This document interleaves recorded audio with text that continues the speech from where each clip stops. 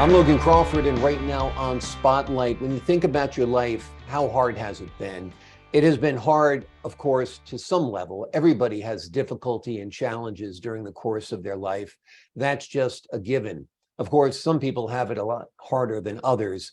That's the case with Wytisha William. She endured a lot of suffering growing up. She has chronicled it in a book called He Wouldn't Let Me Die. To not walk in the purpose that you were given life for is a life not worth living. It is written by Wytisha Williams, and we are delighted to have Wytisha join us here today on Spotlight. Thank you so much for being our guest. Thank you so much, Logan, for having me. I truly appreciate it.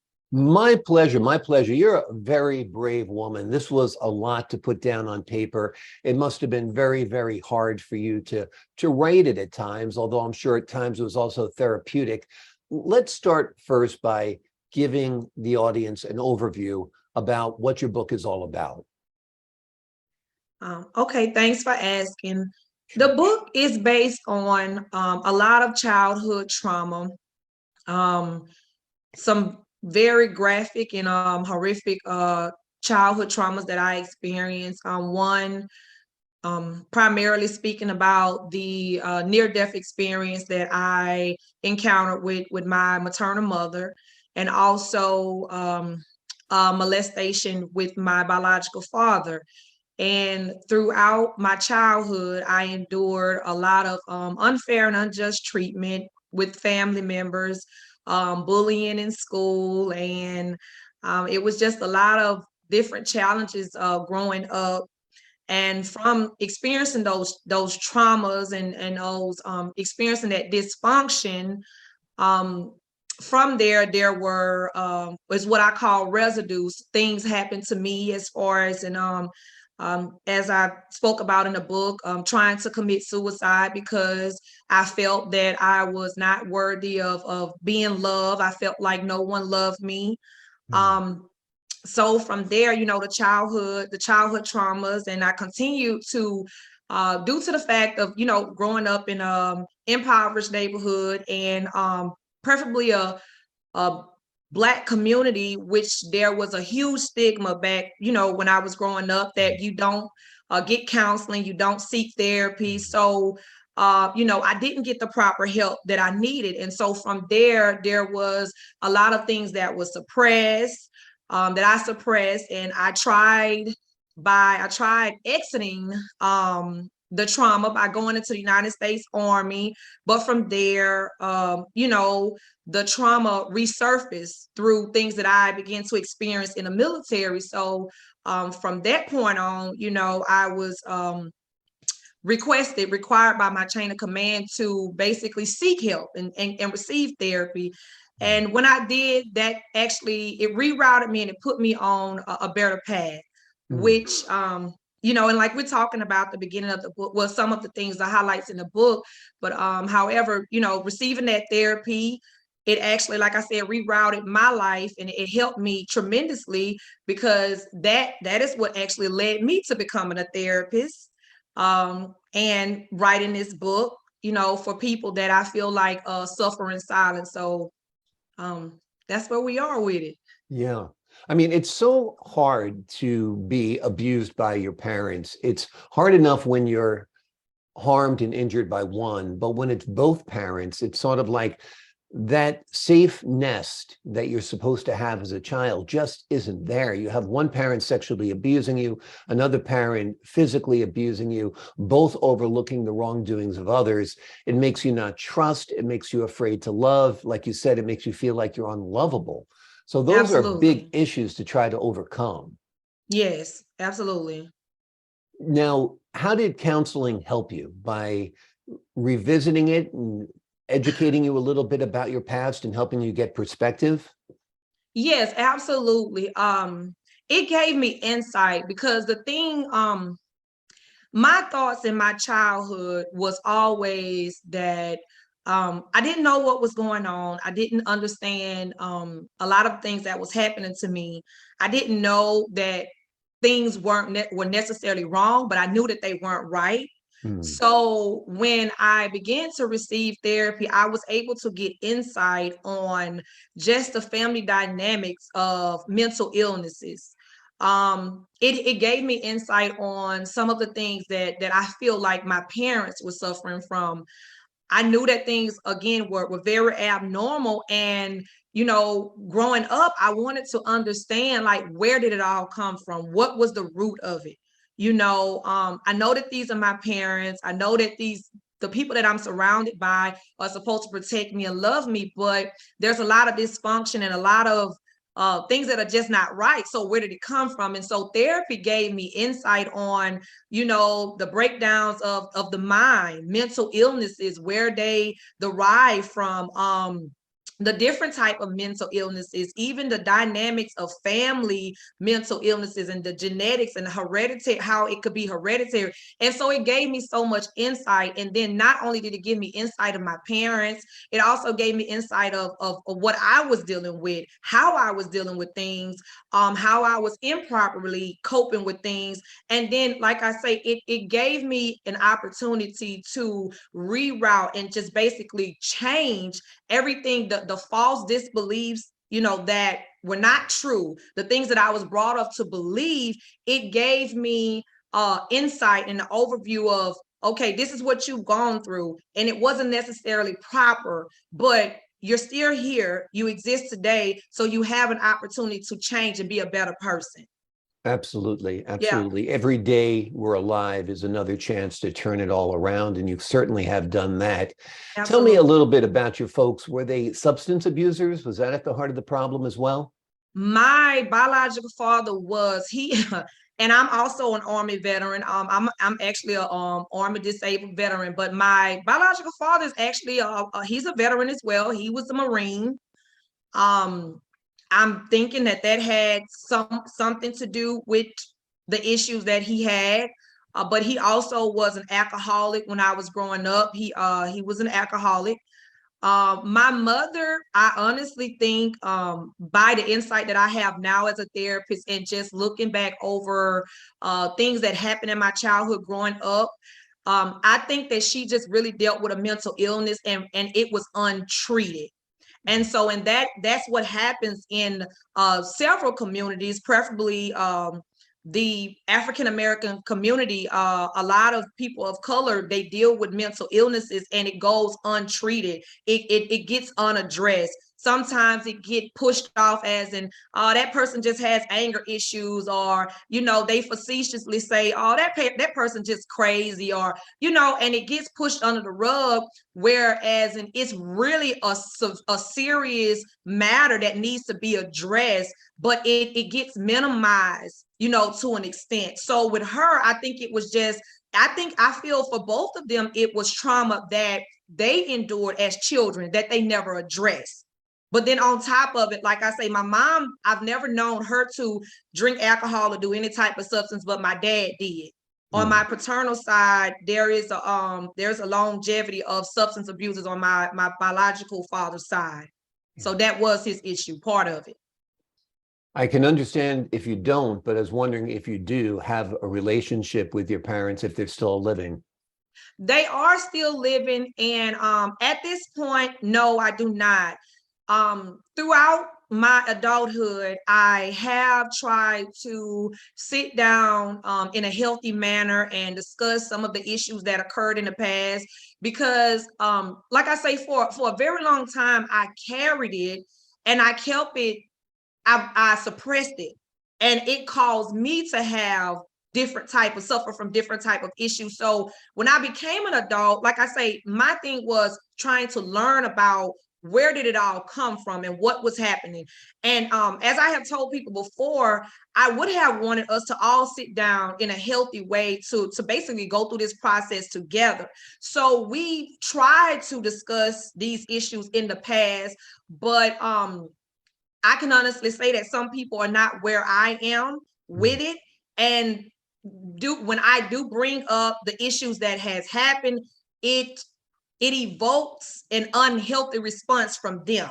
Right. So that at this point, I have chosen to basically kind of detached from the relationship with them because it's an unhealthy perpetual cycle of abuse and so many different things. It's no longer physical abuse, but when we did have our relationship a few years ago, it was still the psychological and the emotional abuse. So I just had to, as an adult, make a conscious decision and choose my health over anybody else's.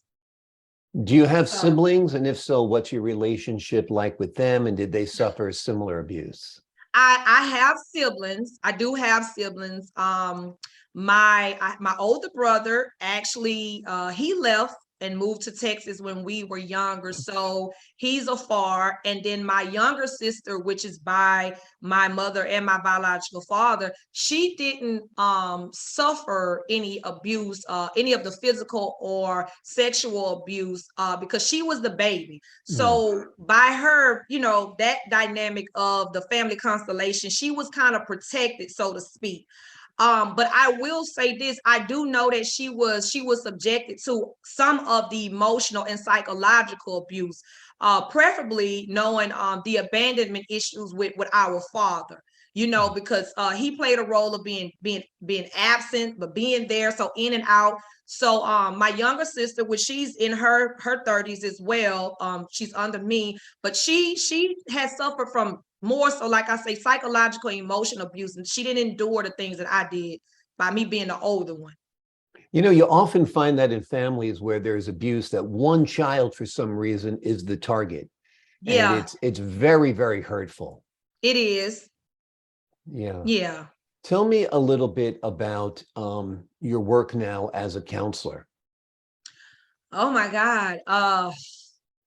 You Well, I started always, after the Army. The Army kind of got you inspired to help after you went through some counseling yourself. yes, absolutely. Like I said, that was pretty much the milestone to get me there. When I saw what therapy did for me, and like I say, coming from the environment that I came from, and then even being surrounded by military individuals, my battles, and just you know, exploring different parts of the world, you know, I realized that there are a lot of people that suffer from trauma and abuse that don't really, they're not bold enough to talk about it. They won't speak about it. So once I saw what it did for me, it ignited a passion in me to want to do more, want to get my degree. And then, like I say, the book, not only the book, but by me becoming a therapist, it helped me be that voice that I always needed, but it also helped me to speak up for people that suffer in silence. Absolutely, absolutely. Yeah. So now you're working as a mental health therapist, and you're also a transformational speaker. Tell me Yes, about sir. those roles for you. Being a transformational speaker, I speak about the empowerment. I speak about the self-love, because what I had to learn on my journey, and I always like to add this, you know, I'm a spiritual being. I'm not religious, but spiritual being. I believe in the creator. And I know that I wouldn't have been able to make it if it wasn't for the grace that he's had over my life. But also there is this saying that I created, the three W's, you know, wanting, having that willpower, and then being able to walk in it.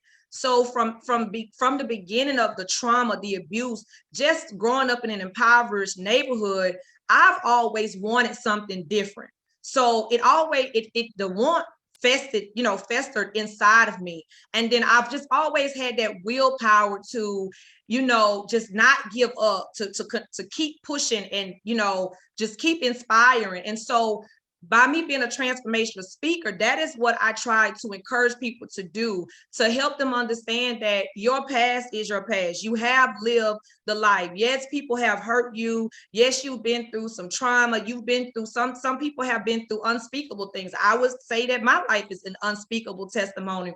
However, we can't live our life holding other people accountable. The love that we desire, the love that we look for, we have to find it within ourselves. And then we have to learn how to forgive ourselves from the past for what we endured in the past, and we have to move on. So I love speaking and I love empowering people, because I encourage people, okay, yeah, that happened, but now it's time for you to love yourself. You can't stay in the past, because the time has passed. So what are you going to do to help yourself become the best version or the better version of yourself?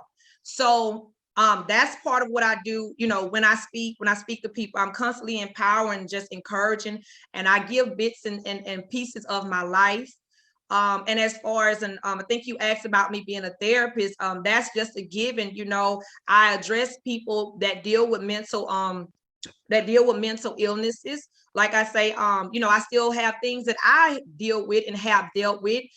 Even being a therapist, I often say that the greatest technique to have is empathy. When you can sit before a person and you can not only have the education and have the knowledge, but also have the experience, and you can relate to a client that's sitting across from you, it is received better, because a person would not only say, oh, okay, she got the education, but not only does she have the education, she understands where I'm coming from. And you know, and I often tell people it's not about race, it's not about gender, because of a lot of things that I wrote about in the book. I've talked to males that has also experienced this. I've talked to, you know, very diverse people that are not African American, but have also endured the traumas that I have experienced, you know. So just being able to empathize with people and relate to their stories it has allowed me to become a more effective therapist. Oh, absolutely. I mean, like you said, there's one thing to read about it and study about it, but you've lived through it. So Absolutely. childhood abuse and childhood trauma is at the root of so many mental illnesses and Absolutely. traumas that people deal with later on in life. Absolutely.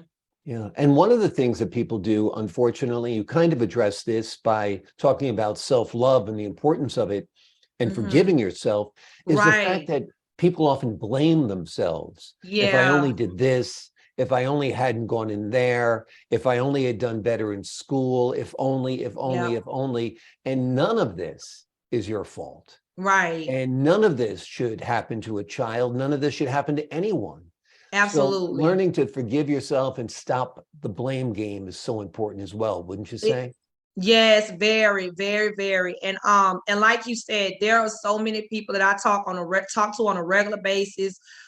Even in the ministry, you know, the ministry world, there are so many people that are stuck with that childhood trauma and stuck blaming themselves or blaming others. And it really it impedes their growth. It hinders their growth. It hinders their ability to move forward, which is very, very unfortunate. Absolutely, absolutely. Let's talk about writing your book. Was it hard to do? Absolutely. It was Revisiting a not, nightmare in some ways, right? yeah, it was not an easy task at all. Honestly, like I said, I go back to my spirituality. For so long I've wanted to release the story. But like I say, it was so many different mixed emotions that I dealt with. I've always been the child to where I was outspoken, but I still loved and respected my parents. So it wasn't like I wanted to come out with the story. So the things that I experienced while writing the book is thinking, oh my God, like, is this going to hurt them? Is it going to ruin their reputation? Like, what is it going to do for me? You know, so is it going to divide the family and break up the family? You know, so many different things, so many different thoughts came across my mind. And even when I finished the book and I was ready to publish it, you know, I had a mentor that was telling me, you know, what are you waiting for? Why haven't you published the book? And I'm just like, oh my God, like, what if?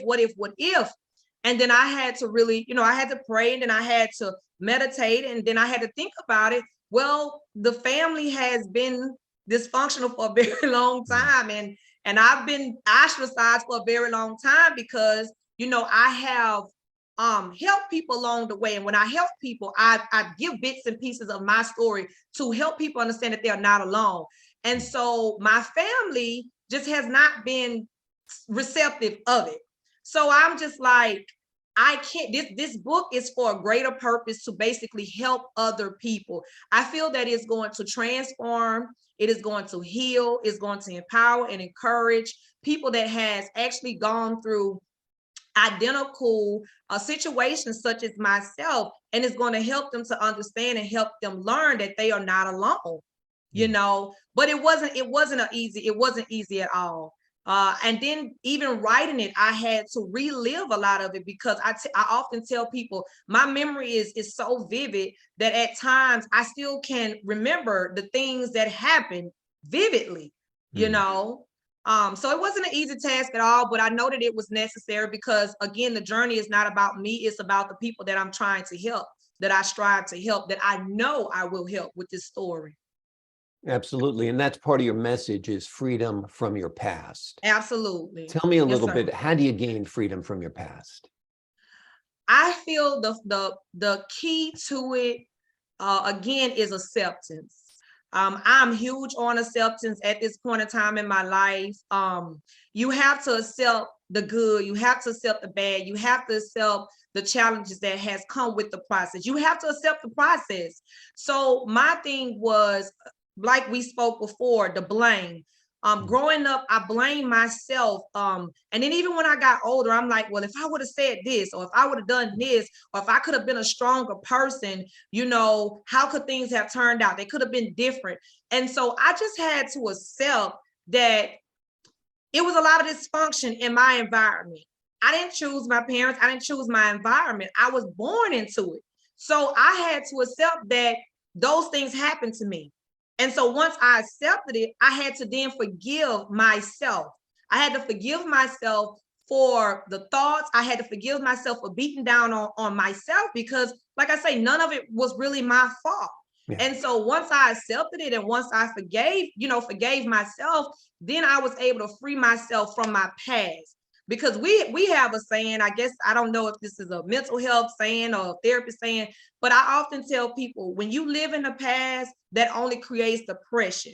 When you live in the future, it creates anxiety. But living in the present is the best thing because you can take one step at a time with improving yourself, you know. Yeah. So you just have to be willing to let go and understand that there and it could have been some things that you had control of that you could have done better, but we can't go back in time. You know, we can only take a lesson and a message from the things that we've experienced in the past and only improve on it.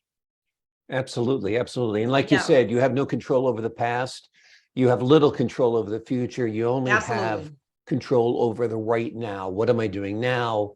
What are the relationships in my life like now? What am I doing to improve my life now? And that's where you can find peace. Right, absolutely. Tell me a little bit about the title, tell the audience what it means. He wouldn't let me die. It's quite a powerful statement. Okay, yes, of course. Um, it goes with the book and it coincides with the stories in the book. Basically, like I said, I shared two graphic incidences, situations that occurred with my mom basically trying to take my life when I was 5. And then I talked about the molestation with my father. And I even talked about another near-death experience in there with one of my other younger relatives. And so throughout my childhood, like I say, it was just so challenging. I just didn't understand why the abuse and why the target and why was I a target and what was going on with this bullying. And then from there, like I said, I pretty much lost hope. I didn't have self-esteem. I battled with self-esteem issues. I battled with my confidence. And then so that led to me actually living a reckless life. It led to me becoming a part of the judicial system in the wrong way. And also there were suicide attempts that I do talk about in the book. So, but through it all, of course, I'm still here. So that's where the title comes from. It comes from he wouldn't let me die. My creator wouldn't let me die. He kept me here for a greater purpose such as this. And the purpose is for me to help people, you know, like I say, that are suffering in silence, that are suffering from the exact same things that I endured or even worse, you know, and I'm here to help them and be that spokesperson for them. Absolutely. And the second part of your title, of course, is to not walk in the purpose that you were given life for is a life not worth living. Talk to me about that a little bit. Yes, that is powerful. And that came from me encountering so many different people that have stories such as myself. So many different people that have so much greatness on the inside. But again, when we talk about those past demons or those past bondages, so to speak, they let their past keep them hindered. So to not walk in your purpose is a life not worth living, is what I'm basically encouraging people to understand. You endure what you endure, but you're here and you overcame it. So get out there and speak about your story. Get out there and talk about it, write about it, become a poet, become a greater, like I say, a better version of yourself with utilizing the process the things that you endure. Don't let it control you and keep you in bondage or keep you as a captive, but you overcome that. So utilize your story. And as some people have told me, utilize your pain. Allow your pain to be to help you move forward with your purpose. Yeah, that's what Anthony Robbins, who's a big success coach, talks about. He said, you can use your emotions negatively or positively. Think about all the things that you can do or things that won't happen if you don't do. So, but it is good to leverage those emotions because they are quite powerful and you were strong enough to survive. So that shows that you are a strong person, because some people might not have. Some people would have succeeded with that suicide attempt, and which of course is always a cry for help, or usually a cry for help. Tell me a little bit about the healthcare crisis in this country. It seems like you talked about African Americans not willing to sometimes seek help. Sometimes it's impossible to get help. It's prohibitively expensive. Insurance does not accept it. There are few providers. There are people walking down the street, setting trash cans on fire and talking to themselves in New York City, and people can't get help. Yeah. What's behind this crisis? Is it a lack of concern? Is it a lack of resources funneled in the right direction? Logan, I try not to get into the politics, but I will answer that question as sensitive as possible. I think it is, I feel from the inside and what I see and what I have experienced on both sides, I do feel like it is a lack of resources and the funds being let me see, is the funds are not being directed in the proper direction, put it like that. Exactly. Funds are going to things that are really unnecessary or not necessary for the communities, and people are just not getting the help, and even like I say, I try not to make this a race thing because mental health is it touches it impacts every race. So I just see that when it comes to people that deal with mental illnesses, it's so easy with certain systems. It's easier for them to incarcerate certain people versus get them the proper help that they need. And so when you incarcerate them and you still don't get them the treatment that they need, once they get out, if they're not getting the proper help that they need, they're going to reoffend, or they're going to go back. I mean, they're going to return to the same place. So I just feel like the funds are not being directed to where they need to go within our communities. I feel like the right people are not pushing the issue as they should with mental health. We've come a long way, which I greatly appreciate, because I feel that there are some people that are of influence whom family members have now experienced mental health issues, and now they see that it's more serious. So we're making progress, but I feel like we're not making enough. We're still not making enough. We're still not putting enough effort into it. And the people that are in the places to make that change are not really giving it enough attention. If that's safe to say, I'm just gonna keep it. No, it's very, very true, and it's tragic, and the consequences affect us all with crime, they do, and murder and assault. I mean, you have people pushed on subway tracks now all the time, and the person who did it is often a substance abuser who's suffering from schizophrenia and so forth, and just needs treatment, needs drugs, needs help, needs care, needs a place to live. We have cities across America now where all of the offices are empty. Everybody's talking on Zoom like you and I are right now. Right, Let's absolutely. retrofit some of those buildings so people have decent places to stay and live. Right, absolutely. Without a doubt. Well, one person who's speaking out for people who don't often have a voice, particularly children, That is Wytisha Williams. She has written a fantastic book. It's an incredible journey. It's a story of her life. It is called He Wouldn't Let Me Die. To not walk in the purpose that you were given life for is a life not worth living. Basically, you have to live the way God designed your life to be. And Wytisha Williams overcame great obstacles, has turned it all around, and now is helping a lot of folks out there.